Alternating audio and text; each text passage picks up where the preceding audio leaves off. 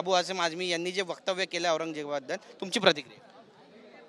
धनंजय मुंडेचा राजीनामाचा उद्धव सगळेजण आपण करायला लागलेलो आहे. राजीनामा तोही स्वतः म्हणतो काय वैद्यकीकरण दिलेलं. अरे बाबा, 2.5 महिन्याच्या अगोदर मी हेच बोललो होतो, ह्याचा राजीनामा घेऊ नका, हक्कलपट्टी करा या हक्कलपट्टी करा या मंत्रिमंडळातून.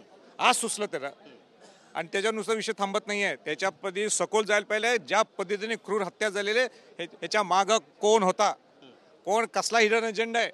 2.5 महिन्यात तुम्हाला सुचते राजीनामा द्यायला?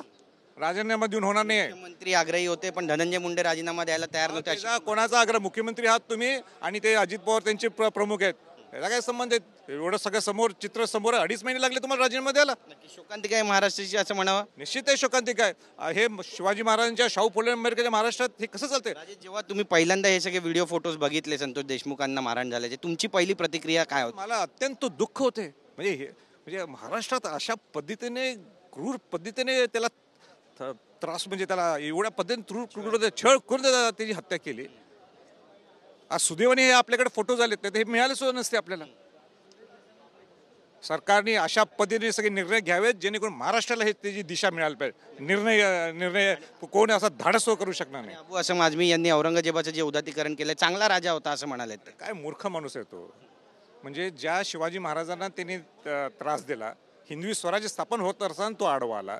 संभाजी महाराजांनी छळ केला, ताराबाई राणी साहेबांची 7 वर्ष लढा झाला. ह्या माणसाचं उदात्तीकरण, त्याचं कौतुक कर. अरे तुला कौतुक करायचं, शिवाजी महाराजांचं कौतुक कर, संभाजी महाराजांचं कौतुक कर, ताराबाई राणी साहेबांचं कौतुक कर.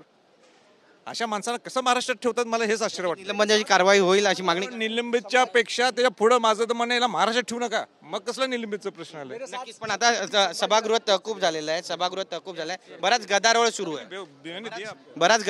आहे, सभागृह पण तहकूब झालंय. अरे सभागृह तहकूब झालं हे ठीक आहे, पण मी त्याच्या पलीकडे बोलतो. त्याच्या पलीकडे जाऊन चर्चा करा. या अबू आझमी सारखे माणसं कसे तयार होतात? इथं मुंडेंसारखे माणसं 2.5 महिने बिंदास कशी राहू शकतात? राजेंचे वंशज म्हणून तुमची पहिली प्रतिक्रिया काय होती अबू आसिम आझमीचं हे वक्तव्य ऐकल्यानंतर? महाराष्ट्रात नाही असल्या माणसांना तडीपार करा, बाहेर फेकून टाका.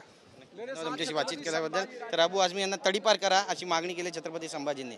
कॅमेरा पर्सन खंडुराचे गिरीश गायकवाड, TV9 मराठी, मुंबई.